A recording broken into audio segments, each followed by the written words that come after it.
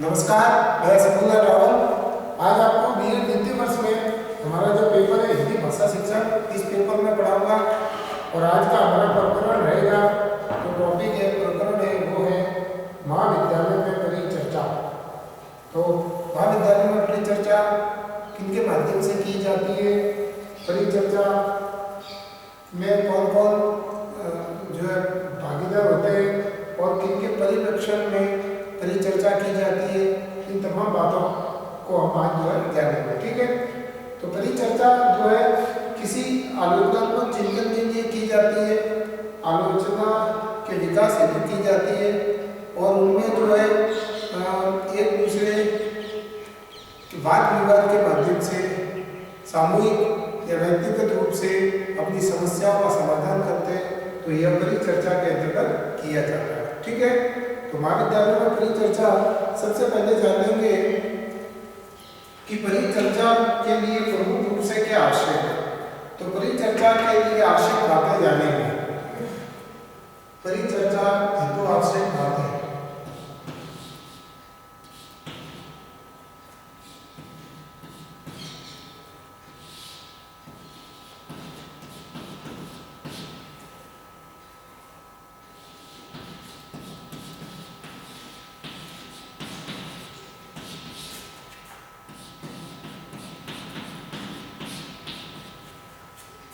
इसके अंदर पहला है स्पष्ट अभिव्यक्ति।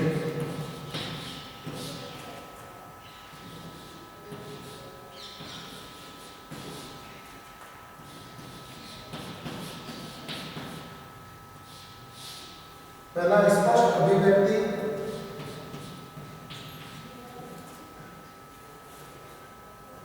फिर उद्देश्यनिष्ठ भाषा,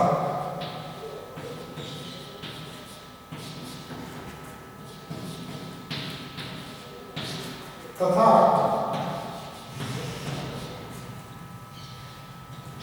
सार्थक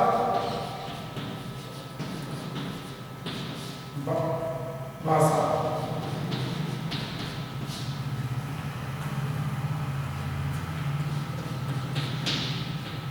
फिर उचित संप्रेषण,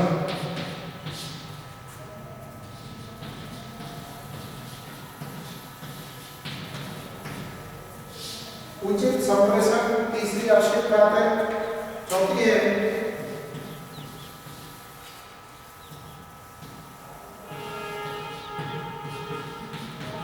संवाद में तारतम्यता।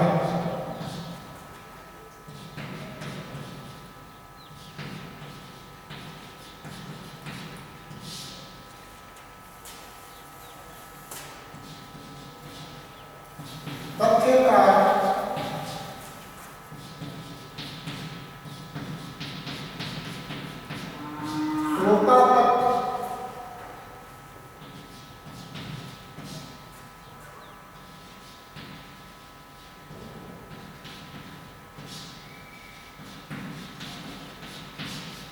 तथ्य का श्रोता तक पहुंच होगा। तो पांच बिंदु है मुख्य बातें परिचर्चा में आवश्यक बातों का, जो इन आवश्यक बातों का ध्यान रहना अति आवश्यक है। संप्रेषण भी होता है, उचित संप्रेषण भी आवश्यक है। तो पहला है स्पष्ट अभिव्यक्ति। अभिव्यक्ति से तात्पर्य है परिचर्चा के अंतर्गत वाद विवाद होता है, आमने सामने बैठकर चर्चा की जाती है और शिक्षक के पर्यवेक्षण में, मार्गदर्शन में अनुदेशनात्मक उपागम का प्रयोग करते हुए यह कार्य सफल होता है। तो इसके अंतर्गत अभिव्यक्ति स्पष्ट होनी चाहिए, अर्थात जो बातें सामने वाले दल के सामने रखी गई है वाद विवाद में, तो वो अभिव्यक्ति है। अर्थात जो भी अपनी बातें अभिव्यक्त कर रहे हैं, अपनी बातों को दूसरों के सामने पेश कर रहे हैं, वो स्पष्ट होना चाहिए। स्पष्ट होगा तभी परिचर्चा का जो है मूल सामने आएगा ना, तभी परिचर्चा का अर्थ जो है स्पष्ट हो सकेगा। फिर दूसरा उद्देश्यनिष्ठ तथा सार्थक भाषा। किसी भी चर्चा या परिचर्चा में भाषा महत्वपूर्ण भूमिका निभाती है। बिना भाषा के जो है परिचर्चा जो है निरर्थक है, परिचर्चा का कोई जो है उद्देश्य नहीं है। इसलिए उद्देश्यनिष्ठ और सार्थक भाषा का प्रयोग होना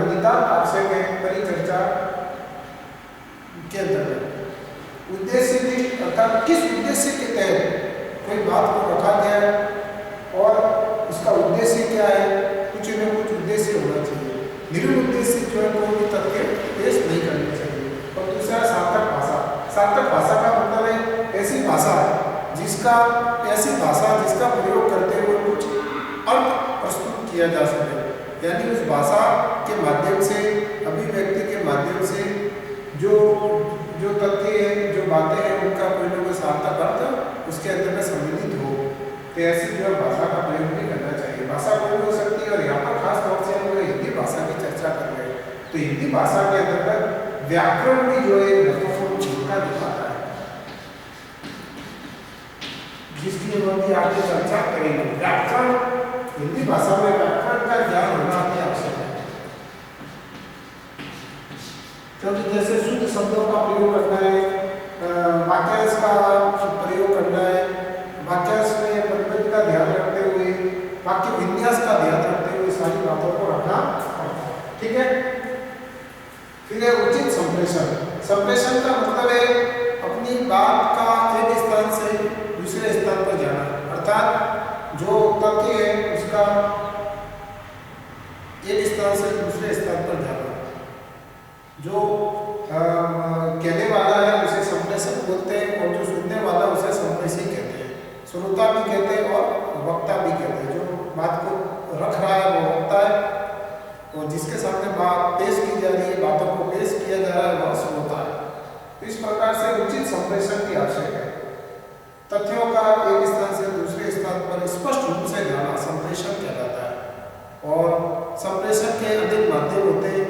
ज़्यादा परिचर्चा में ज़्यादा समुदाय के लोग हैं, भीड़ भाड़ ज़्यादा है या सदस्य की संख्या ज़्यादा है, तो जो है मौखिक रूप से बात जो है अंतिम श्रोता तक नहीं पहुंच पा रही है, तो संप्रेषण साधन का भी प्रयोग किया जाता है। तो संप्रेषण साधन के माध्यम से जो है स्पष्ट बातों को प्रस्तुत किया जा सकता है। ठीक है। तो समुचित संप्रेषण भी यदि आवश्यक है। फिर है संवाद में तारतम्यता। तारतम्यता का मतलब है जो एक बात पेश की गई है उसी की मिलती जुलती दूसरी बातों को रखना, अर्थात तारतम्य होना अति आवश्यक है। फिर जो बात रखी गई है वो सामने वाला उसी बात का अर्थ जो है या जो भी तथ्य है वो वापिस प्रश्न के रूप में वक्ता तक पहुंचाता है। वक्ता जो उसी प्रश्न को लेते हुए उनके समस्या का समाधान करने के लिए श्रोता तो उसी बात को पहुंचाता है। ठीक है। फिर तथ्य का श्रोता तक पहुंच होना, तथ्यों का श्रोता तक पहुंच होना भी नितांत आवश्यक है, क्योंकि परिचर्चा के अंतर्गत उसका मूल अर्थ, परिचर्चा का सार्थक अर्थ जब भी निकल पाएगा जब श्रोता तक वो बात पहुंचे। ठीक है। वक्ता ने तो कोई बात कह दी लेकिन वहाँ तक पहुंची नहीं पाई, तो जो अन्य व्यक्ति है जो आलोचनात्मक चिंतन से जुड़ा हुआ है परिचर्चा में, वह जो है वक्ता की बातों को स्पष्ट रूप से समझ नहीं पाने के कारण और उनके जो उत्तर है वो भी स्पष्ट रूप से नहीं दे पाएगा। तो इस प्रकार से परिचर्चा हेतु आवश्यक बातें ये है स्पष्ट अभिव्यक्ति, उद्देश्यनिष्ठ तथा सार्थक भाषा का प्रयोग, फिर उचित संप्रेषण, संबंध में तारतम्यता और तथ्यों का श्रोता तक पहुंच होना। ये जो परिचर्चा हेतु आवश्यक बातें इसके सामने थी। ठीक है। अब इसके पश्चात हम जानेंगे परिचर्चा में और क्या क्या जो है बातें सम्मिलित होती है।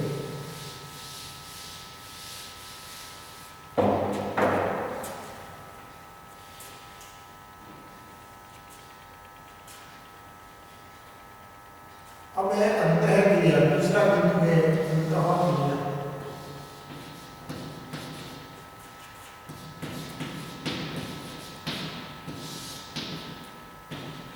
अंतःक्रिया।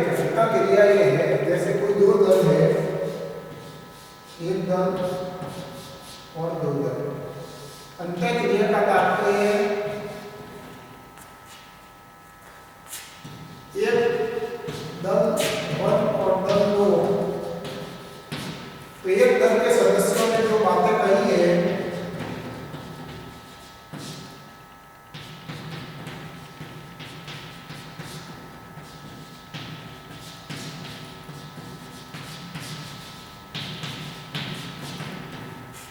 दल एक के सदस्यों द्वारा कही गई बातें दल दो द्वारा सुनी जाती है, उनमें अंतरक्रिया होती है। फिर दल दो द्वारा फिर वापस उनकी बातों का समाधान जो समाधान के रूप में दल प्रथम तक पहुंचाया जाता है। तो इस प्रकार से अंतर क्रिया को रिलेशन जो होता बना रहता है वो है अंतर क्रिया।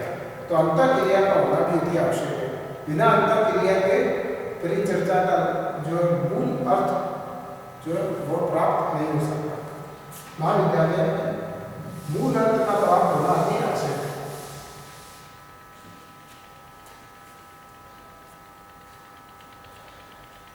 अब देखो परिचर्चा दो प्रकार से होती है।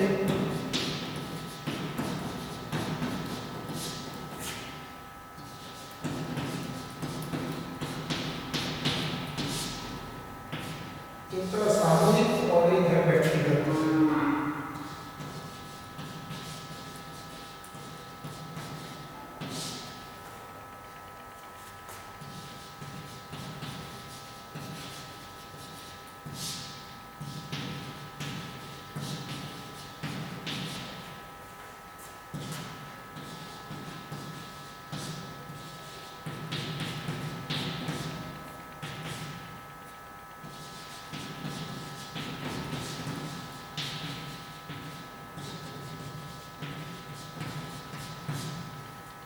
व्यक्तिगत परिचर्चा होती है जिसमें एक छात्र एक प्रशिक्षु होता है और सामूहिक में दल के रूप में सदस्य होते हैं।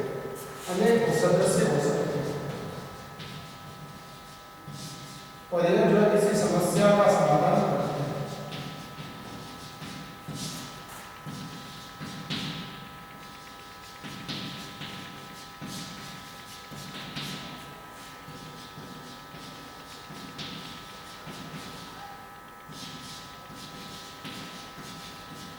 समस्या का आपस में समाधान करना सामूहिक या दल में होता है जिसमें अनेक प्रकार के सदस्य होते हैं ना। सदस्यों की संख्या अधिक।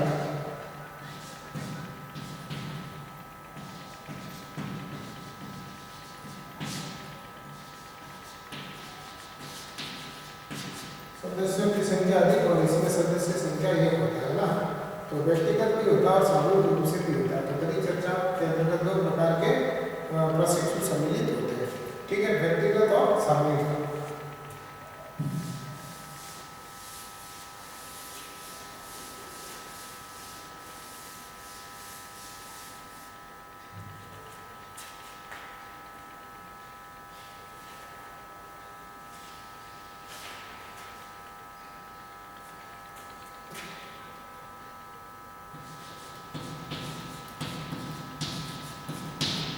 परिचर्चा से कौशलों का विकास संभव।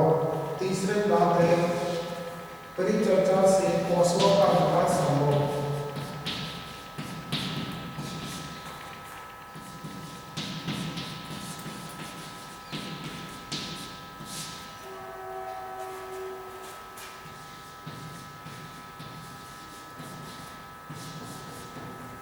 हम जानते हैं कौशल चार प्रकार के होते हैं। कौशल के मुख्य रूप से चार प्रकार हैं।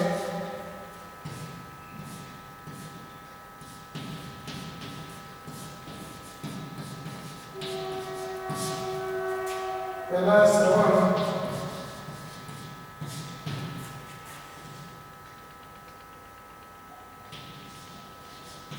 भाषण, पठन और लेखन। श्रवण, भाषण, पठन और लेखन। ठीक है, यह दोनों श्रवण और भाषण मौखिक रूप में होते हैं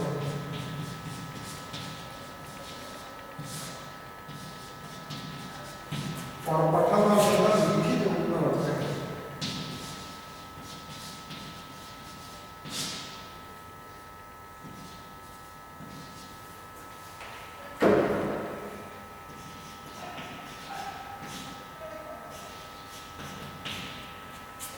श्रवण, भाषण और पठन।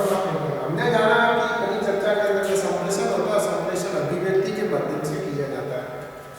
तो अभिव्यक्ति में जो है पठन और लेखन, इन दोनों के माध्यम से अभिव्यक्ति संभव है।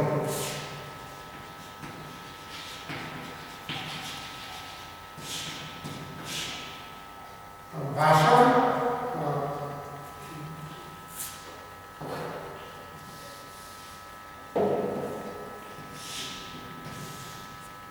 लेखन और भाषण के माध्यम से हम जो अभिव्यक्ति करते हैं, भाषण मौखिक अभिव्यक्ति होती है और लेखन लिखित अभिव्यक्ति होती है। तो परिचर्चा में हम जो है लिखकर भी अपनी बातों को पेश कर सकते हैं। तो वह जो है दृश्य श्रव्य सामग्री का प्रयोग करते हुए, संप्रेषण का प्रयोग करते हुए अपनी बातों को रखते हैं। इसमें विषय वस्तु को जो है लिखित रूप में पेश किया जाता है, लेखन कौशल के अंतर्गत होता है। और भाषण में अपनी बात को मौखिक रूप में परिचर्चा में वाद विवाद के माध्यम से दल के सामने प्रस्तुत की जाती है और मौखिक अभिव्यक्ति होती है। तो अभिव्यक्ति जो है सफल संप्रेषण हेतु अति आवश्यक है, सफल संप्रेषण हेतु अति आवश्यक है।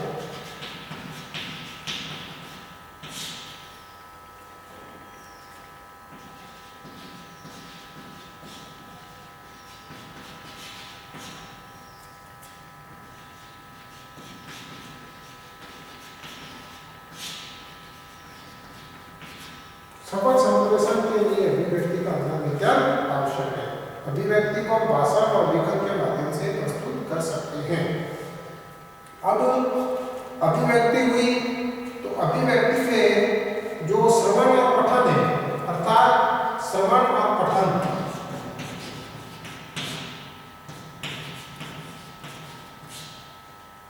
यह अभिव्यक्ति की प्रतिक्रिया है।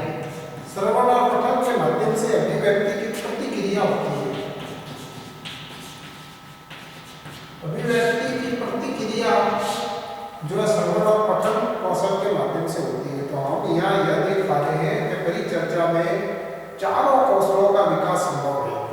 चारों कौशलों का विकास संभव है अभिव्यक्ति में, अर्थात श्रोता द्वारा भाषण और लेखन कौशल का विकास करवा दिया जाता है और श्रवण और पठन में जो है प्रतिक्रिया रूप में श्रवण और पठन कौशल का विकास करवा दिया जाता है। यह विकास जो है परिचर्चा के अंतर्गत पर्यवेक्षण के माध्यम से करवाया जाता है, अर्थात शिक्षक के पर्यवेक्षण में, उनकी मौजूदगी में यह चारों कौशलों का विकास महाविद्यालय में करवाया जाता है। और यह जो है परिचर्चा के माध्यम से होता है। परिचर्चा जो है किसी भी कक्ष में हो सकती है ना, या खुले स्थान में हो सकती है या शांत स्थान पर हो सकती है जहाँ कोलाहल ना हो। तो कोलाहल ना हो इसके लिए अति आवश्यक है कि एकांत में परिचर्चा कराई जा सके, जहाँ किसी भी प्रकार का शोर शराबा ना हो। वह इसलिए आवश्यक है क्योंकि जो भी बातें रखी जा रही है परिचर्चा में श्रोता द्वारा, वक्ता द्वारा, वह जो श्रोता तक स्पष्ट रूप से पहुंच सके। स्पष्ट रूप से पहुंचना ही परिचर्चा का मूल है। ठीक है।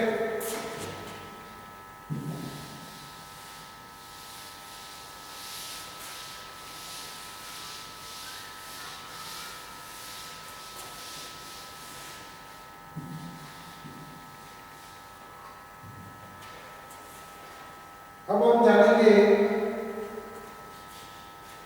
शब्दकोश और व्याकरण का महत्व। परिचर्चा में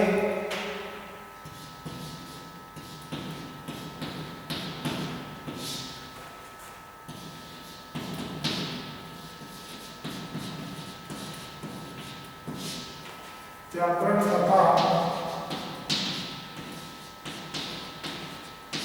शब्दकोश का महत्व।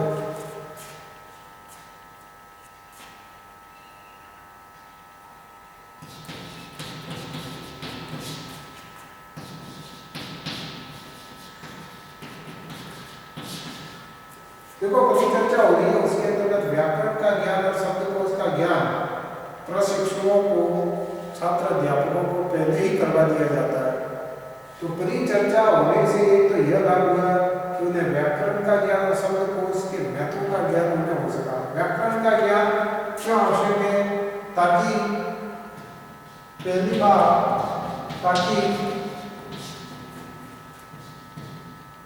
सार्थक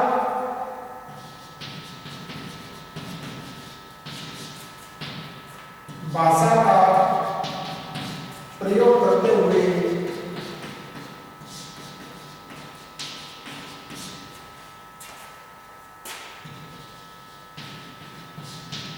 विषय वस्तु को स्पष्ट रूप से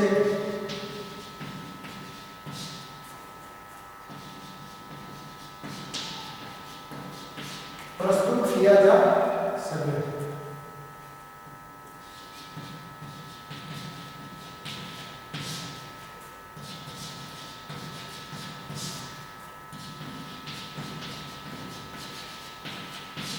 विषय वस्तु को स्पष्ट रूप से प्रस्तुत किया जा सके अगर व्याकरण का ज्ञान है। व्याकरण का ज्ञान होने से शुद्ध शब्द का उच्चारण कर पाएगा और जो उनका जो किस शब्द का किस तरह से उच्चारण किया जाता है उसकी भी जानकारी जब प्रशिक्षुओं को प्राप्त हो जाती है। यह जानकारी उन्हें पहले से प्राप्त हो जाती है। अपनी चर्चा के माध्यम से उनका जो व्याकरण पर और शब्दकोश पर जो है उनकी जो मजबूत पकड़ बन जाती है। ठीक है, शब्दकोश का इसलिए उन्हें ज्ञान हो जाता है क्योंकि किसी भी शब्द की त्रुटि उन्हें शब्दकोश के माध्यम से ही उन्हें त्रुटि का निवारण हो सकता है। किसी भी त्रुटि का निवारण शब्दकोश के माध्यम से ही संभव है। ठीक है, फिर चौथी पांचवी बात है इसमें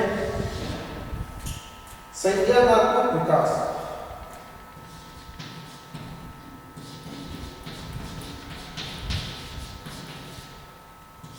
संज्ञानात्मक विकास, संज्ञान का तात्पर्य है ज्ञान तथा कर्म का सम्मिलित रूप। कर्म अर्थात क्रिया,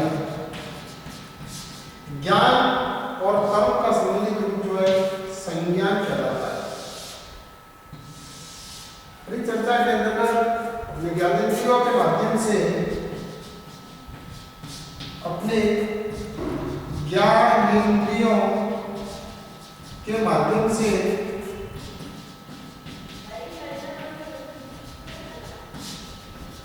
ज्ञानेंद्रियों के माध्यम से वे अपना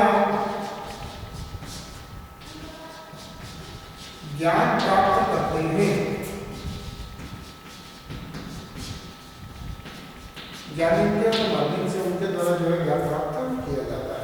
ठीक है, तो संज्ञानात्मक विकास का भी जो उनमें विकास होता है, संज्ञानात्मक विकास के साथ साथ मनोवैज्ञानिक विकास भी होता है।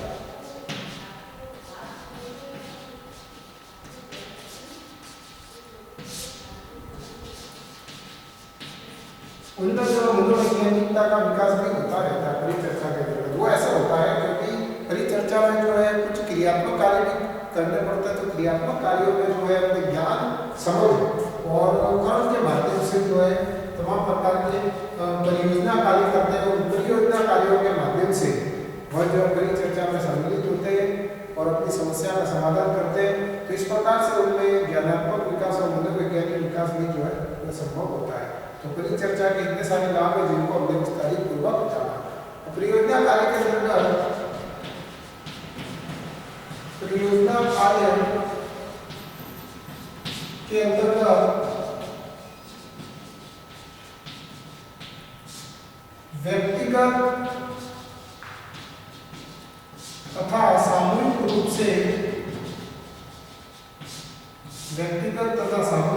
से वे कार्य में संलग्न रहते हैं, कार्य में संलग्न रहते हैं।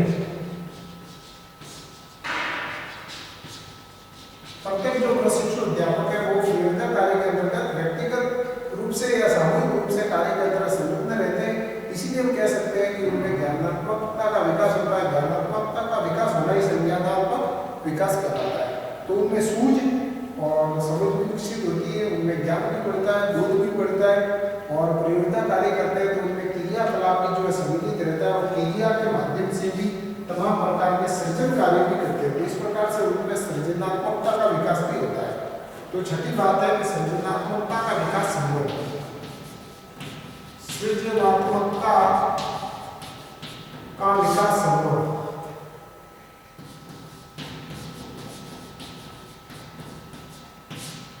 सृजनात्मकता का विकास संभव है। ठीक है, तो इस प्रकार से हम कह सकते हैं कि भाषाई आधार पर जिन्होंने जोर दिया इस तमाम कार्य पर, उनका नाम था चॉम्स्की। तो चॉम्स्की को भाषा का जो है, भाषा में नॉन चॉम्स्की ने भाषा के अंतर्गत महत्वपूर्ण कार्य किया। मानव सबसे पहले विचार भाषा रखता है, उसके बाद विचार रखता है। भाषा महत्वपूर्ण होती है, नॉन चॉम्स्की का ऐसा कहना है, और भाषा के माध्यम से अपने जो विचार प्रस्तुत करता है। तो भाषा और विचार दोनों का सम्मिलित रूप परिचर्चा के अंतर्गत हमें देखने को मिलता है, और इस पर जो सबसे ज्यादा कार्य किया था वो थे नॉन चॉम्स्की। नॉन चॉम्स्की जो है प्रमुख शिक्षाविद है, और उन्होंने भाषा पर विशेष तौर से जोर दिया। ठीक है, तो इस प्रकार से परिचर्चा में इतनी सारी बातों को जो है एक प्रशिक्षु जो है सीख सकता है महाविद्यालय के अंतर्गत। और यह कार्य तमाम जो कार्य है वह जो है विषय अध्यापक के जो पर्यवेक्षण के अंतर्गत होता है। तो यह जो एक प्रकार से हम देखते हैं कि पर्यवेक्षण उपागम का भी हम जो है यहाँ पर यह जो है एक उपागम को देख सकते हैं, जिसका नाम है पर्यवेक्षण उपागम। ठीक है,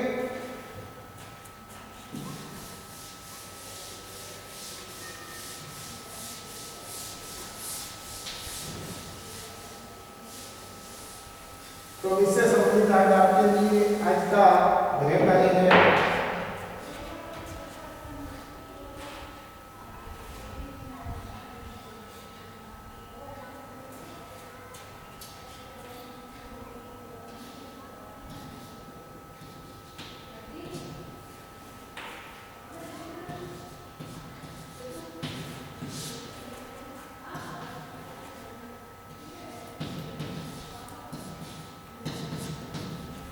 प्रश्न है, परिचर्चा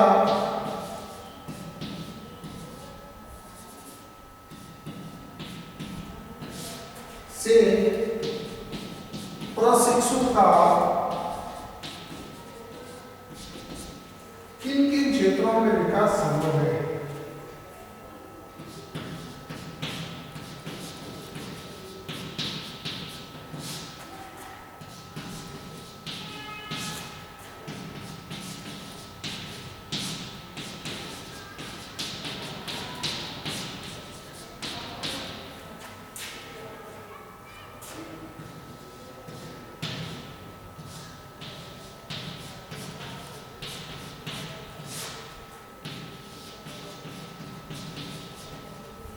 प्रश्न है, परिचर्चा से प्रशिक्षु का विकास किन किन क्षेत्रों में हो सकता है? ठीक है, तो जैसा कि छात्र देवता हमको अच्छी तरह से मालूम है, कोरोना काफी लंबे समय से चल रहा है, और विशेष तौर से संदेश तो यही आपके लिए मैसेज है कि वापिस जो है कोरोना का वापिस जो है बहुत तेजी से बढ़ना हमारे लिए बहुत जो है दुखद संदेश है। इसलिए इसका निवारण तो यही है कि हमें अपने आप को बचा के रखें, हम अपने आप को बचा के रखें, भीड़ भाड़ से दूर रहे, मुंह पे मास्क लगाए, हाथ सैनिटाइज करें, और जो है सेफ रहे। ठीक है, इतनी बातों का ध्यान रखते हुए महामारी से आसानी से जो है बचाव कर सकते हैं। और मास्क लगाना और भीड़ भाड़ से दूर रहना है ना, जो यही मूल रूप से जो है एक तरह से वैक्सीन का कार्य करेगा।